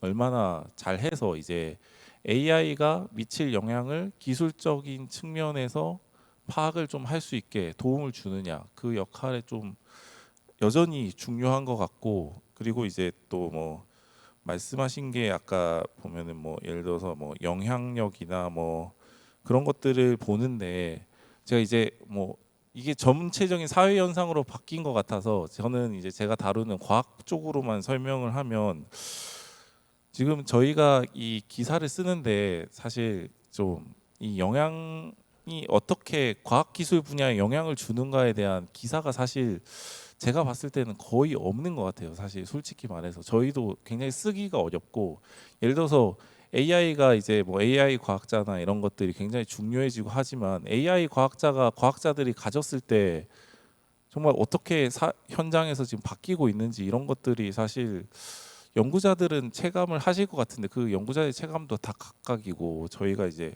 알기가 어려운 것 같아서 그런 형태의 분석이 좀 많이 필요한 것 같아요. 해외는 보면은 예를 들어서 AI가 뭐 학술 시장에 미치는 영향이라든지 뭐 예를 들어 논문의 숫자를 뭐 2배, 3배 늘리고 있다. 뭐 이런 형태의 분석들이 굉장히 활발하더라고요. 근데 이거는 이제 이런 사회를 어떻게 바꾸는지에 대한 분석을 하는 게 많이 있는데 저희는 좀 그런 게 부족한 것 같아서 좀 한국은 AI를 써서 잘해보자 뭐 요 구호는 많은데 AI를 썼으니 어떻게 나왔을까 효과가 이런 게 좀 부족한 것 같아서 저희 좀 언론에서도 이런 것들을 좀 분석하는 자세가 이제 좀 필요하지 않을까.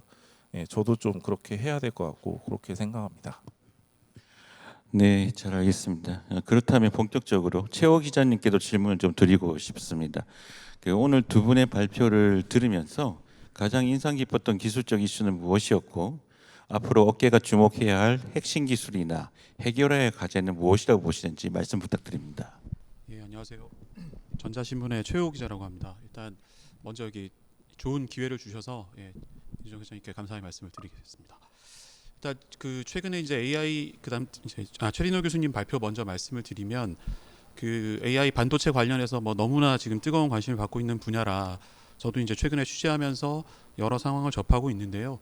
그 이제 정부가 AI 뭐 3대 강국을 목표로 하고 최근에 이제 GPU를 정부 예산으로 대규모 확보를 하면서 그 데이터 센터를 구축하는 사업을 하고 있습니다. 그래서 지금까지 3만 장 이상을 이제 확보를 했고 내년 목표로 아마 10,000장, 그 베라루빈으로만 아마 10,000장 정도를 지금 구매하는 걸 목표로 했다고 들었는데요. 근데 지금 이제 산업계 현황을 보면 기존의 B200, B300 같은 걸로 돌리다가 이제 베라루빈 얘기가 나오기 시작하니까 아까 그 최 교수님 말씀하신 대로 그 발열량이나 이제 소모 전력이 엄청나게 늘어나면서 기존 데이터 그 센터 상면으로는 이거를 이제 돌릴 수가 없고 현재 많이 부족하다는 얘기가 나오고 있습니다. 그래서 신규로 이제 데이터 센터를 확보해야 되고 그다음에 이제 전력 문제도 해결해야 되고 뭐 그 여기에 이제 들어가는 그 이제 냉각 기술도 순행식이나 이런 것들을 적용해야 되니까 비용도 더 많이 들어가고 여러 가지 이제 그 GPU 성능이 올라갈수록 새로운 그 당면 과제들이 발생을 하고 있습니다. 그래서 실제로 이제 옆에서 이런 모습들을 보고 있으면 업계에서도 이제 하는 얘기가 이게 단순히 GPU 확보가 문제가 아니라 이제 그 딸려가는 기반, 인프라 등의 전략을 어떻게 해야 되느냐, 그리고 어디까지 이제 국산화가 가능하느냐 등등의 여러 가지 얘기가 현재 진행 중인 것 같습니다. 그래서 이제 보통 AI 경쟁력을 얘기할 때 뭐 GPU 경쟁력 중심으로 많이 얘기가 되지만 실제로는 이제 이 데이터 센터 전반 그리고 뭐 전력까지 다 아우르는 경쟁력이 굉장히 중요하다고 최근에 이제 얘기가 많이 나오고 있고요. 그리고 이제 NPU는 뭐 말씀하신 대로 추론 시장이 굉장히 커지니까 이제 그러면서 NPU가 그 이제 각광을 받을 거다라는 전망이 나오는 가운데 이제 옆에 백 대표님 계셔서 제가 뭐 길게 얘기는 안 드리겠습니다만 과연 이제 NPU 시장의 그러면 규모가 언제 얼마만큼 커질까, GPU랑 시장을 어떻게 양분할까 굉장히 그 큰 관심 포인트인 것 같고 젠슨왕도 이거에 대해서 뭐 몇 차례 얘기를 한 걸로 알고 있는데 이 얘기는 나중에 혹시 백 대표님 시간 되시면 조금 해주시면 감사할 것 같습니다. 그리고 오늘 이제 최 교수님께서 주로 말씀하신 내용이 그 물리적 이제 기술 뭐 공정이나 아키텍트 어떤 혁신 관련해서 말씀을 많이 해주셨는데 그 방금 이제 조 기자님께서도 말씀하셨지만 구글의 뭐 터보 퀀트 같은 이제 소프트웨어 기반 기술로 이 AI 그러니까 이제 칩을 어떻게 효율화하느냐 얘기도 많이 나오는 것 같은데요.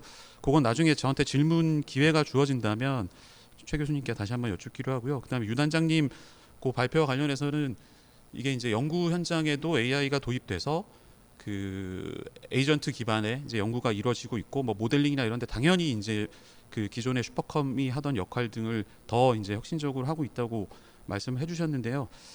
그 이게 제가 맞는 질문인지 모르겠지만 만약에 이제 연구 현장에 AI가 뭐 보편화가 되고 그 성과물이 이제 거의 뭐 IP랑 연관이 된다고 보면 이게 과연 이제 만들어지는 이 성과물 IP의 뭐 소유나 또 연구 윤리나 이런 부분에서 조금 생각해볼 부분들이 있을 것 같은데 그것도 나중에 혹시 시간이 되시면 잠깐 언급해 주셨으면 감사하겠습니다. 예, 이상입니다. 네, 사전 질문에 들어왔던 내용 중에서 제 시선을 끈 질문이 있었는데 AI가 인간의 연구를 대신하는 시대가 온다면 노벨상도 AI가 받아야 하나요?라는 질문이 인상 깊게 들어왔던 것 같습니다. 최호 기자님께서 세 분께 각각 질문을 던져 주신 것 같습니다. 그렇다면 그 얘기에 대해서 백 대표님 의견을 좀 여쭙겠습니다.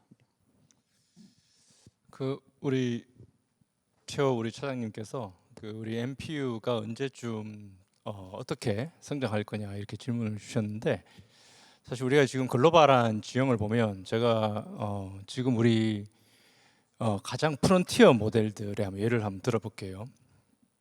지금 우리 가장 프론티어 모델이라면 지금 제미나이 모델이 있고 우리 엔스로픽의 클로우드가 있고 오픈 AI 모델이 있죠. 그런데 우리 지금 제미나이 모델은 어디에서 돌고 있습니까? 추론이 GPU에서 이루어지나요? 아니면은 NPU 계열인 구글의 TPU에서 이루어지나요? 이미 구글 TPU에서 대부분의 추론들이 이루어지고 있죠. 엔스로피의 클로우드 모델은 어떻습니까? 클로우드 모델은 지금 우리가 지금 사용을 상당히 하고 있는데 GPU에서 지금 추론이 될까요? 아니면 NPU 계열인 트레니움과 구글 TPU 계열에서 추론이 되고 있을까요? 네, 후자에서 지금 대부분 다 이제 이미 추론이 이루어지고 있습니다. 그렇죠? 그러니까 글로벌한 3대 프론티어 모델의 두 개는 이미 무게 중심이 추론이 이미 NPU 계열로 가 있는 겁니다. 그렇죠? 우리 중국은 어떻습니까? 중국의 지금 프론티어 모델이라고 일컫는 딥식이나 킴이나 뭐 온갖 모델들이 지금 추론이 어디를 중심으로 지금 이루어지고 있습니까? 그렇죠?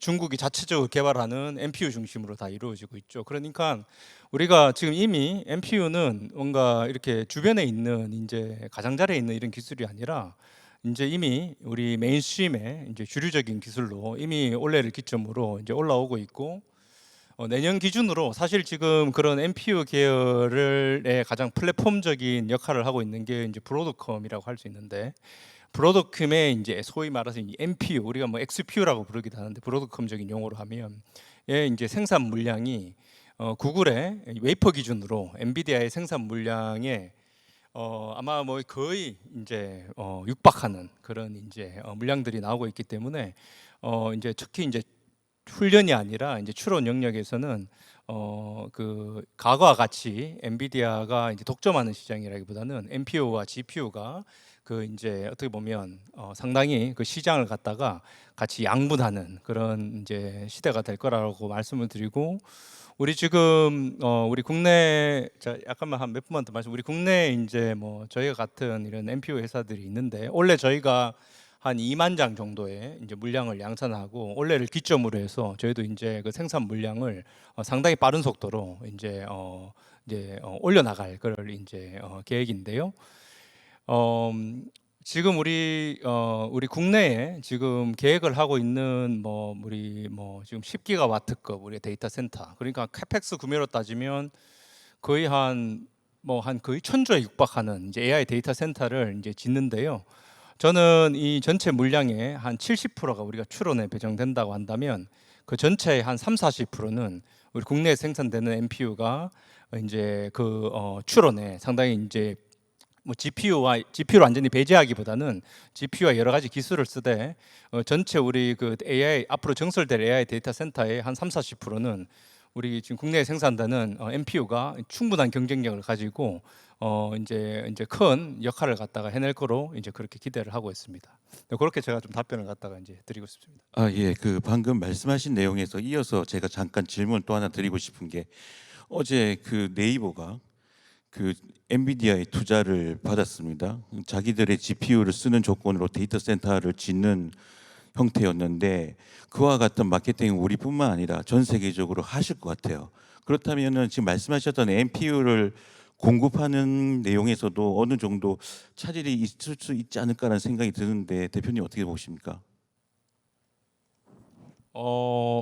지금 우리 여러 회사들이 여러 이제 어떤 나름의 어떤 전략을 가지고 저는 오히려 그 MPO 회사들에게 굉장히 큰 그런 우리 인프라의 확장이 어떻게 보면 시장이 이렇게 넓어지는 것 자체가 우리 MPO 회사들한테 굉장히 큰 기회가 될 거라고 생각을 하고요. 결국 이제 이 MPU는 기존의 GPU 대비해서 전체 에너지 비용을 낮추고 동일한 성능을 제공하면서도 우리 가격을 이제 떨어뜨리는 그런 이제 효과가 있기 때문에 저는 이 우리가 뭐 GPU든 이런 AI 컴퓨터의 인프라 시장을 크게 확대시키는 것 자체가 우리 MPU 회사들에게는 굉장히 큰 기회가 될 거라고 그렇게 생각을 하고 있습니다. 네, 최인호 교수님도 한 말씀 부탁드리겠습니다. 예, 뭐 여러 가지 그 알고리즘 쪽이나 아니면 이런 쪽에서 기술들이 계속 나오고 있는데요. 가장 중요한 부분은 뭐냐면은 그 하드웨어 반도체 쪽에서 저희가 갖고 있는 캐파, 그러니까 메모리 캐파라든지 아니면 파운드리 캐파라든지는 폰 노이만 컴퓨팅 정도 수준을 갖다 커버하는 캐파였어요. 그거보다 약간 어분이 정도 있는 거. 근데 AI라는 부분은 저희 생각도 못했던 시장이 너무나 엄청나게 갑자기 빠르게 왔습니다. 그러니까 어쩔 수 없이 공급하는 측면에서는 돈을 마음대로 준대요. 거기는 돈도 많이 준대요. 거기다 줄 수밖에 없죠. 그러니까 레가시 부분이 굉장히 차질이 일어날 수밖에 없고, 그러다 보니까 이런 메모리라든지 이런 리소스를 갖다가 어떻게든지 적게 쓸 수 있는, 그래서 전력도 소모가 덜 될 수 있는 여러 가지 기술들이 계속 나올 겁니다. 앞으로도 계속 나올 것이고. 근데 그런 기술들이 나왔을 때마다 이제 출렁 있는 것이 그럼 메모리 덜 쓰는 거 아니야? 이런 것 때문에 이제 출렁이 있는 부분들인데요. 그런 기술의 발전에 의해서 우리가 사용되던 부분을 줄여한다 하더라도 그것만큼의 다른 캐파가 올라오기 때문에 이런 어떤 그 수요와 공급 측면에서의 어떤 반도체 메모리를 덜 쓴다 이런 부분은 굉장히 적어집니다. 사실은 우리가 의심하는 부분은 과연 그렇게 계속 공급을 받으려는 측에서 돈을 계속 대줄 수 있느냐라는 부분이 가장 그 의심을 하는 부분이고, 거기에 의해서 많은 영향을 받는 것이지 어떤 기술 발전이라든지 이런 부분에서의 어떤 공급량이라든지 이런 부분에서의 의심은 사실 아니죠. 이게 정확한 답일지는 모르겠습니다. 제가 질문에 대한. 네, 기술에 대한 얘기는 나중에 다시 한번 더 언급을 하기로 하고요. 최호 기자님 말씀하셨던 그 윤리나 이와 같은 문제들에 대해서 유영균 단장님 말씀을 들어보겠습니다. 네, 그 아까 이제 인공지능이 연구를 다 해주면은 이게 뭐 인간이 뭐 어떤 역할을 해야 되는가, 뭐 이걸 노벨상을 줄 수 있는가 이런 것들 포함해서 뭐 저 의견을 좀 드리겠습니다. 그러니까 지금 뭐 그런 게 문제죠. 뭐 예를 들어서 현재 저작권도 그렇고 연구 윤리도 그렇고, 뭐 지금 문제되는 거는 인공지능이 99%다 해놓은 결과에 내가 이름표만 붙여가지고 내가 논문을 내면은 그건 그 사람의 연구 성과물로 인정해 줄 것이냐, 아니면 99%를 인공지능이 했는데 그럼 인공지능도 저자에 들어가야 되는 거냐, 이런 것들이 되게 얘기가 많이 나오고 있고요. 지금 정답은 없지만은 그거는 사실은 합의를 통해서 이제 결정을 해 나가야 되는 그런 좀 단계에 있다고 생각을 합니다. 그런데 우리가 인공지능하고 좀 다른 얘기지만은 그 저작권이나 윤리 관련돼서 우리가 사진을 예로 들면요, 그 사진이 그 우리가 예술 작품으로 인정받은 게 얼마 되지 않았습니다. 왜냐하면은 그냥 멈춰져 있는 사물을 그대로 찍었는데 이게 무슨 예술이냐, 이게 무슨 저작권이 있느냐, 이런 것들을 얘기를 했었거든요. 근데 지금 이제 사진이 예술로 인정받는 거는 그 우리가 그런 구도를 찾기 위해서 인간이 수많은 노력을 하고 또 물품을 배치하는 거, 이런 거 하나하나가 우리가 다 인간의 노력이 들어왔기 때문에 이제는 이 저작권을 인정을 받고 있죠. 그래서 지금 이제 인공지능의 어떤 윤리적으로 봤을 때는 이 인공지능을 쓰더라도 인간의 노력이 어디까지 얼만큼 들어갔는지 그 부분이 중요하고, 그걸 어떻게 입증하느냐가 지금 되게 중요해지고 있습니다. 그 한마디로 저작권 쪽에서 봤을 때는 인공지능을 썼다 하더라도 그걸 그대로 쓰는 게 아니라 우리가 사진을 찍었을 때 예술로 인정받듯이 인공지능을 사용했지만 인간의 노력이 어딘가 들어갔다는 것을 입증을 하면 그 저작권으로 인정을 받을 수 있습니다. 그래서 이런 관점에서 또 노벨상에 대해서 말씀을 드리면은 이게 저는 일단 노벨상은 인간한테 주는 거고요, AI한테 주는 상은 아닌 거죠. 뭐 AI한테 주는 상을 따로 만들면 되는데 그것도 이제 규칙을 정하면 되는 문제고, 그 2년 전에 예를 들어서 AI가 뭐 노벨상 받았다고 얘기하는 거는 사실은 좀 잘못된 표현이죠. 우리가 노벨 물리학상은 인공지능 기술을 발전하는 사람한테 발전하는데 기여한 사람한테 준 거고 노벨 화학상은 인공지능의 수학적인 방법론을 활용해서 못 풀던 문제를 풀었기 때문에 노벨 화학상을 준 거죠. 준 거고 우리가 지금 앞으로 이제 인공지능이 만약에 모두가 다 인공지능을 쓰게 된다 그러면은 이제는 그 당연히 인공지능 쓰는 게 당연한 거고 우리가 그 모두가 인공지능을 쓰지만은 누군가는 또 그 인공지능을 잘 써서 사람들이 생각하지 못했던 놀라운 연구를 할 테고 누구는 그걸 하지 못할 겁니다. 그래서 결국에 이제 연구 결과가 중요한데 마지막으로 또 하나 드리고 싶은 말씀은 그 예를 들어서 지금도 사실 연구는 인간 머리로 하지만은 인간 머리로만 하는 게 아니라 돈이 없으면 하지 못해요. 우리가 시험 장비가 없으면 연구를 하지 못하고 예산이 없으면 연구를 하지 못합니다. 지금 그거 마찬가지로 앞으로 이제 연구도 인공지능을 쓰지 않으면 연구하지 못하는 세상이 올 수가 있고 그 인공지능도 누구나 쓸 수 있는 인공지능이 아니라 특별한 소수만 쓸 수 있는 인공지능 서비스들이 아마 나올 겁니다. 이거는 왜냐하면 인공지능 서비스를 운영하기 위해서 엄청난 자본이 들어가기 때문에 그러면 우리가 어떤 연구자들한테 뭐 연구비를 주고 시험 장비를 줘서 세계적인 연구 성과를 낼 수 있도록 밀어주듯이 우리가 특정한 연구자한테 누구한테 어떠한 수준의 인공지능 서비스를 쓸 수 있게 권한을 주느냐 이런 것들도 사회적인 좀 합의가 필요한 영역이라고 생각을 합니다. 네. 네, 알겠습니다. 저희 섹션 1의 주제가 AI 대전환 기술 패권과 사회의 미래인데요. 기술 패권에 관련한 얘기를 조금 더 나누고 조승환 기자로부터 사회의 미래 부분에 대한 얘기를 들어보도록 하겠습니다. 저희가 공교롭게도 과학 기자 대회를 하기 전날 중국발 메모리 쇼크가 터졌죠. 창신 메모리가 상장을 했고 540%의 상승을 기록을 하면서 인텔 시가총액을 넘어섰습니다. 중국에서는 5거래일 동안 상승폭과 하한폭이 없기 때문에 그 5일 동안 인텔뿐만 아니라 다른 업체도 넘어설 시가총액이 나올 수도 있다라는 얘기까지 등장을 하고 있는데요. 창신 메모리의 어떤 전략은 우리가 모두 HBM이라는 고성능 반도체 쪽에 목을 맬 때 일반적인 메모리로 틈새 시장을 공략했던 것이 주요했다라는 분석들까지 나오고 있습니다. 반도체 관련해서는 중국발 쇼크에 대한 불안감이 없지는 않았는데 이제 막 터지기 시작하는 그런 시그널이 아닌가라는 생각이 들 정도입니다. 이 같은 현상에 대해서 어떻게 바라보고 계시고 우리는 또 어떻게 대응을 해야 될지에 대해서 백 대표님 말씀해 주시고요. 최린호 교수님과 이어서 얘기 듣도록 하겠습니다.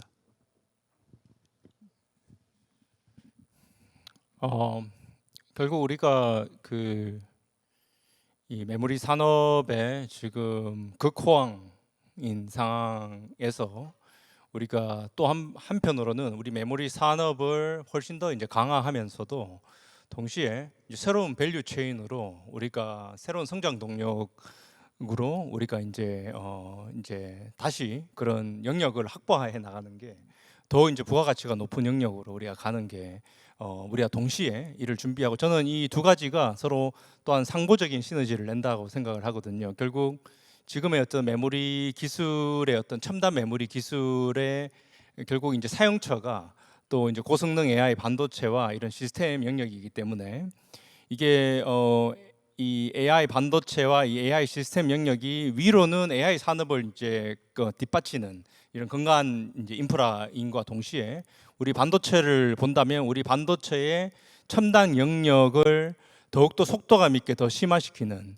그런 이제 역할을 또 우리 AI 반도체와 이제 시스템 역할이 이제 하기 때문에 막 말씀 주신 데 대해서 메모리 산업은 메모리 산업대로 우리가 굉장히 우리가 치열함을 가지고 더 이제 산업을 지키고 더 강화시켜 나간 것 동시에 이런 지금 새로운 성장 동력 영역 사실 우리가 소위 이제 시스템 반도체 뭐 비메모리라고 예전에 부르기도 했지만 이런 프로세스 영역에 우리가 시장의 점유율이 지금 극히 낮은 상황인데 이 영역에 우리가 이제 점유율을 높이면서 또한 이걸 통해서 우리 메모리 산업에 대한 경쟁력도 함께 시너지를 내는 방향으로 가야 되지 않을까 그렇게 저희 생각을 합니다.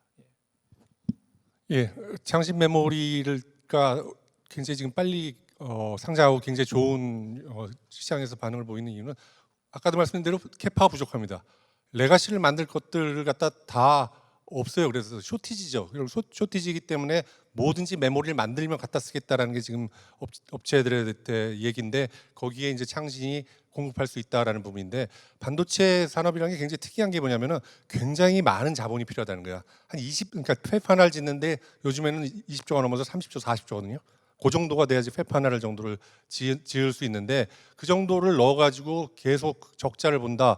그럼 엄청나게 손해를 보는 상황이죠. 그래서 견디지 못하죠. 그래서 함부로 들어올 수 없는 시장인데 중국은 어떻게든 그 반도체를 해야만 하고 그래서 들어왔는데 지금과 같은 쇼티지 상황이 벌어진 거죠.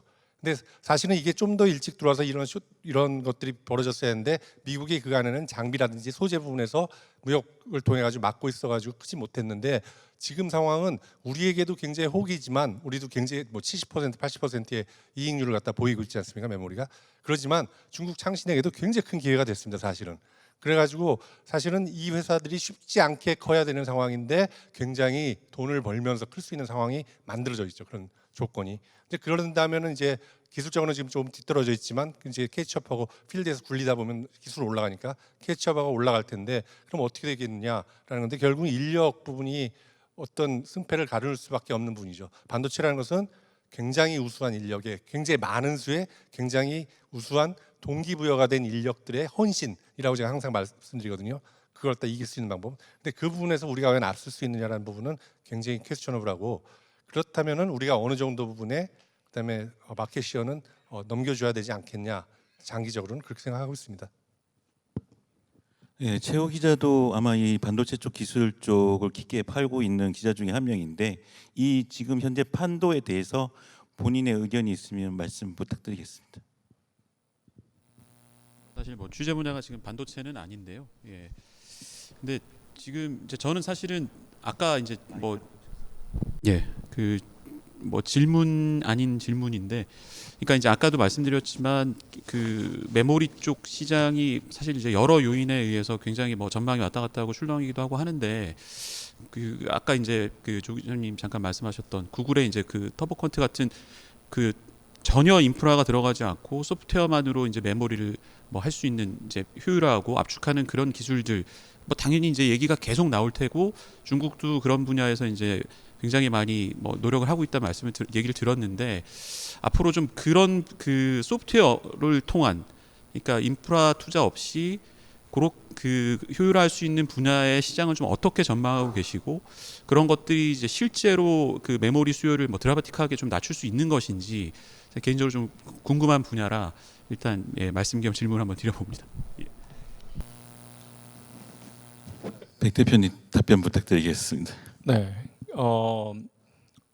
지금 사실은 이번에 이제 또 한번 충격을 준 게 우리 키미 모델이 충격을 이제 어떻게 보면 AI 전체 커뮤니티에 이제 충격을 준 게 키미 모델인데 키미 모델이 지금 모델 사이즈가 3트릴리언 모델로 지금 나와 있죠. 그러니까 우리가 이제 큰 틀에서 보면 아까 우리 최린호 교수님도 스케일링 로 뉴럴 네트워크 스케일링 로를 설명을 주셨지만 여전히 스케일링 로가 지금 현재 계속 유효하게 AI 발전을 견인을 하고 있습니다. 그래서 모델의 사이즈가 지금 전반적으로 커지고 있고 또 지금 이야기하는 에이전틱 워크로드들은 이제 긴 이제 컨텍스트 렌스를 다들 요구하기 때문에 긴 메모리를 요구하기 때문에 또한 그 메모리에 대한 이제 그 메모리에 대한 캐파에 대한 요구사항 아까 뭐 KB 캐시도 이야기 나왔고 하지만 그것도 사실은 큰 틀에서 보면 이제 계속 증가하고 있는 거죠. 그러니까 이게 너무 증가하다 보니까 또 이거를 효율화하고자 하는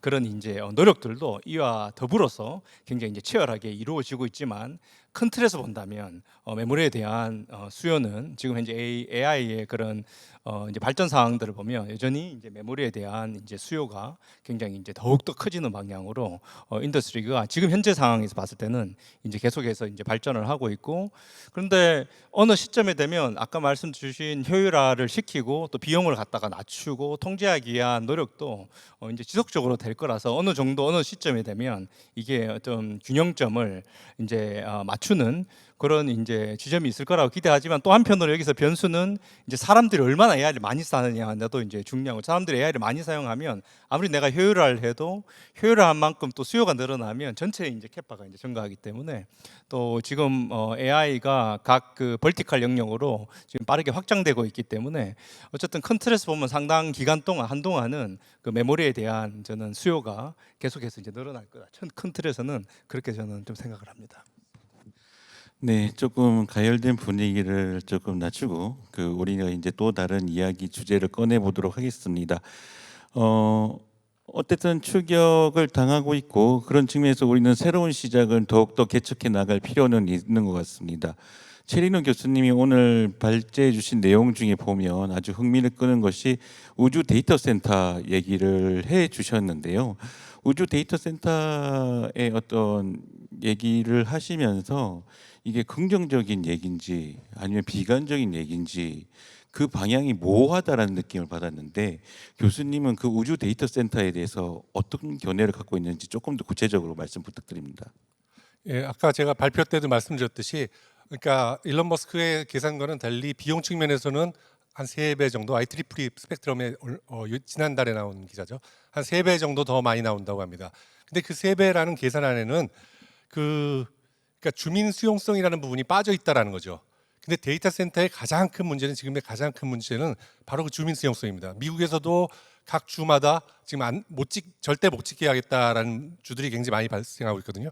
그 부분은 전력을 그렇게 많이 소비하다 보면 소비자가 쓸 수 있는 전력, 그러니까 가격이 올라간다. 그러다 보니까 우리 주에는 못 짓게 하겠다. 한국에서는 마찬가지입니다. 데이터 센터 지금 지으면서 그러니까 오프그리드로 짓는 데 없습니다. 전부 다 그리드에서 끌어오죠. 그리드에서 끌어오려면은 송전탑을 갖다 지어야 되는데 우리나라에서 가장 어려운 게 송전탑 짓는 겁니다. 근데 그런 것을 통해 가지고 과연 할 수 있겠느냐? 물론 계산상으로는 송전탑 얼마에 지어서 하면 된다라고 하지만 실질적으로 그걸 추진했을 때 과연 그게 될 수 있느냐? 그 비용을 생각해 보면은 3배가 그렇게 많은 숫자가 아닐 수도 있겠다라는 생각이 드는 거죠. 그러니까 이거는 법과 제도의 문제도 있지만 이제 국민이라든지 어떤 인식이라든지 이런 차원의 문제도 같이 고려를 해야 된다라고 생각합니다. 혹시 백 대표님도 우주 데이터 센터에 관심이 있으십니까? 당연히 관심 있습니다. 네. 그러면 그 우주 데이터 센터 현실성이 있는 건지 말씀 부탁드리겠습니다.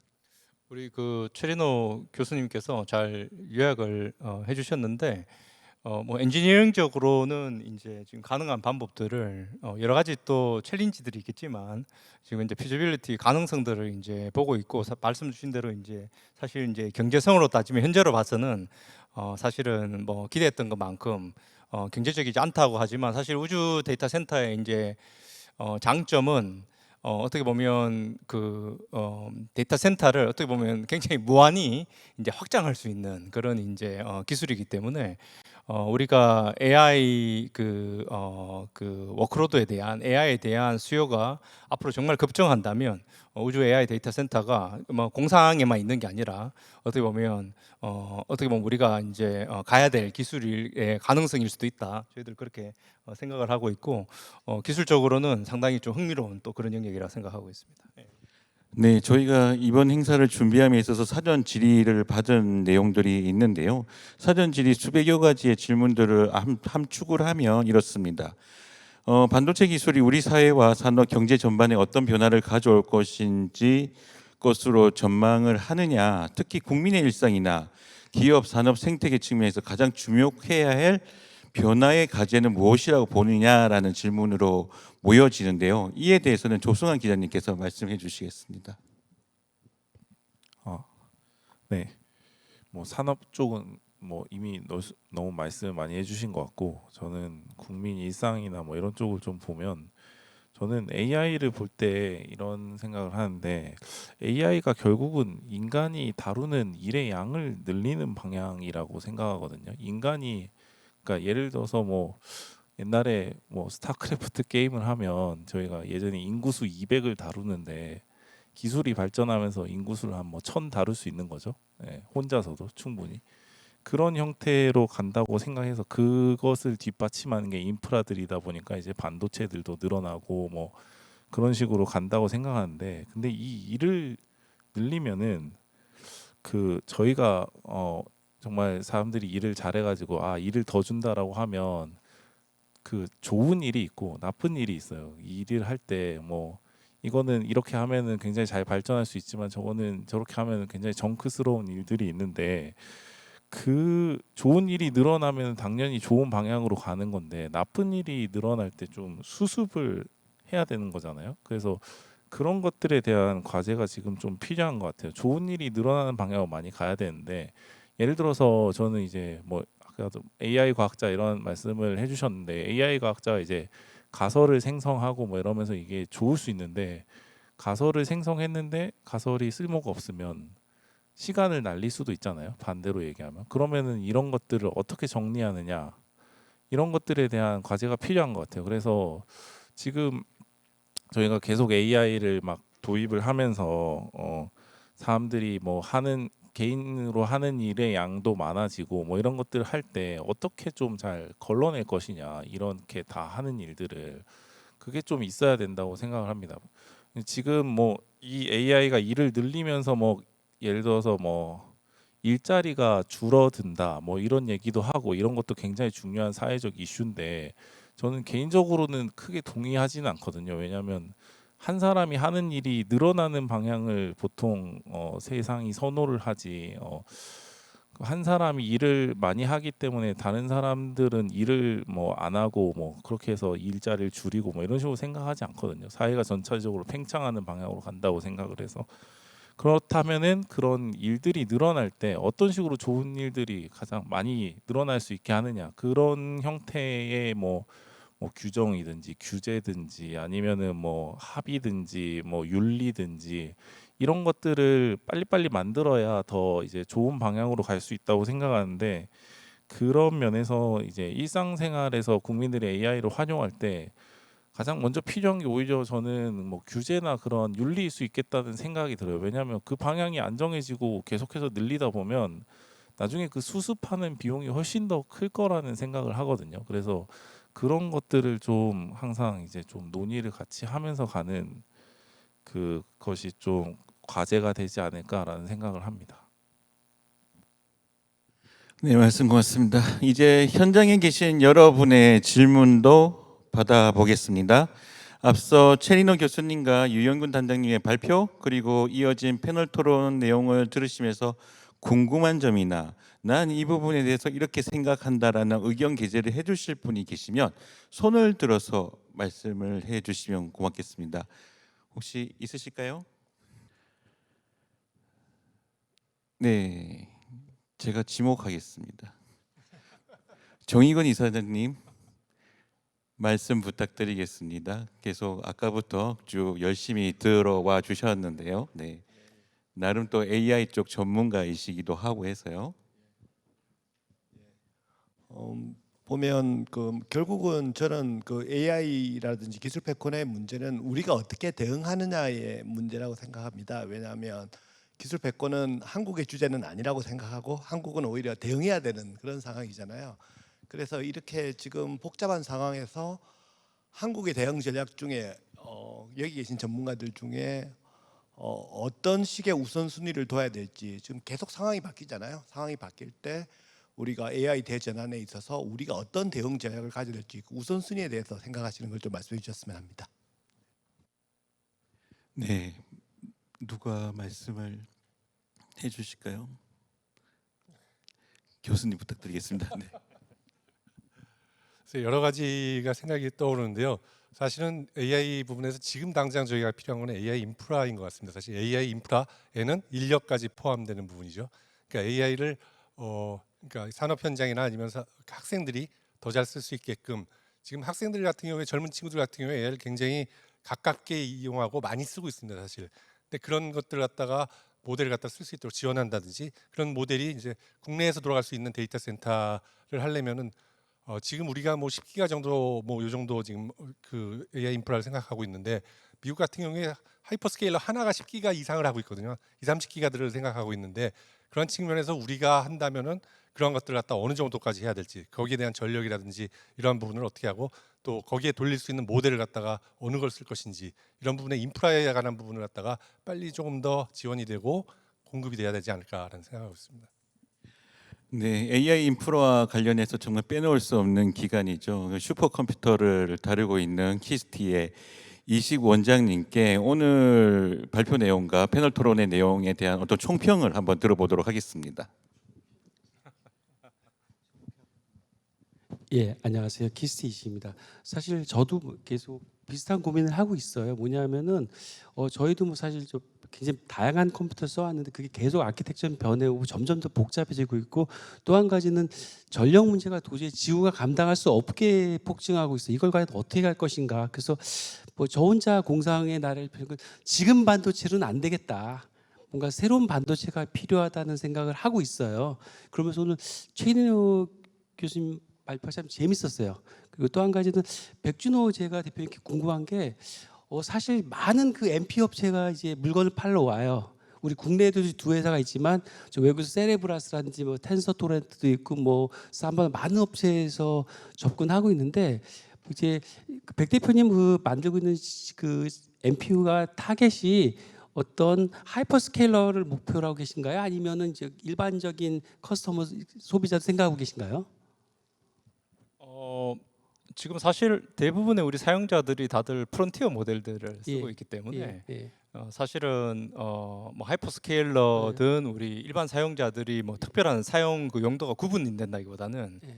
어쨌든 저희들도 가장 이제 프론티어의 AI 모델들에 지금은 가장 이제 어떻게 보면 고도화된 에이전틱 모델들을 저희 칩과 시스템이 지원하는 걸 목표로 이제 개발을 갖다 하고 있고요. 물론 근데 아까 말씀하신 뭐 지금 세리브라즈나 몇몇 회사들 언급을 주셨는데 이제 그 북미의 이제 스타트업들은 어떻게 보면 가장 이제 초고속적인 그 성능들을 좀 특이한 폼팩터로 이제 만드는 것들 방향으로 이제 어떻게 보면 좀 초점이 잡혀 있는 반면에 우리 국내 NPU 회사들은 기존의 GPU와 폼팩터는 어느 정도 유사하게 가져가되 그 에너지와 비용을 절감시키는 방향으로 가기 때문에 성능은 유사하되 비용을 떨어뜨리는 방향으로 저희들은 포지셔닝을 하기 때문에, 그래서 약간 방향은 좀 약간 그 북미의 스타트업들과 국내의 스타트업들은 조금 방향은 다르다라는 점 말씀드리고 싶습니다. 사실은 제가 그래서 제가 부탁드리고 싶은 게 있는데, 사실은 예를 들면 저 엔비디아보다 AMD에서 나온 그 MI450 성능도 잘 나와요. 그렇지만 안 씁니다. 아시다 결국은 그 소프트웨어 생태계에 묶여 있는 측면이 있는데, 제가 뭐 최근엔 팔로우는 못했지만 초창기에 뭐 지금은 없어진 사피언 같은 업체 제가 봤더니 굉장히 쓰기가 불편해요. 그게 무슨 얘기냐면은 아무리 하드웨어가 좋아도 사용이 불편하면 결국 안 올 거거든요. 물론 몇몇 하이퍼스케일러들은 엔지니어들이 있으니까 쓰겠지만 일반 커스터머는 쓸 수가 없는 머신이거든요. 그래서 아마 하드웨어 적으로 제가 우수하다는 얘기 많이 듣고 있습니다만, 실질적으로 이제 많은 마켓 쉐어 가져가기 위해서는 아마 소프트웨어 쪽에서 조금 더 신경 좀 많이 썼으면 그런 바람과 기대가 있습니다. 네네. 그 원장님 그 피드백 되게 소중한 피드백이고, 그래도 한 가지 좀 공유를 드리면 조금 오해가 없으시도록 저희 그 회사의 거의 한 70%가 소프트웨어 인력입니다. 70%가 소프트웨어 인력이고 상당히 우리 국내에 가장 이제 그 로켓 사이언스를 하는 소프트웨어 인적 자원들이 많이 이제 직결되어 있고, 이 AI 반도체 개발에 AI 반도체 워낙 소프트웨어 스택이 중요하기 때문에 지금 국내에서 지금 우리 그 예를 들면 저희 칩을 제일 먼저 도입해서 지금 상용화한 곳이 뭐 LG AI 팀과 LG의 어떤 계열사들, 그리고 최근에는 이제 삼성 SDS에서 저희를 이제 그 클라우드 플랫폼으로 최근에 이제 그 제품 론칭을 갖다가 이제 이야기를 했는데, 그 두 회사들이 제일 먼저 저희 칩에 대해서 테스팅한 게 그 소프트웨어 스택의 사용성입니다.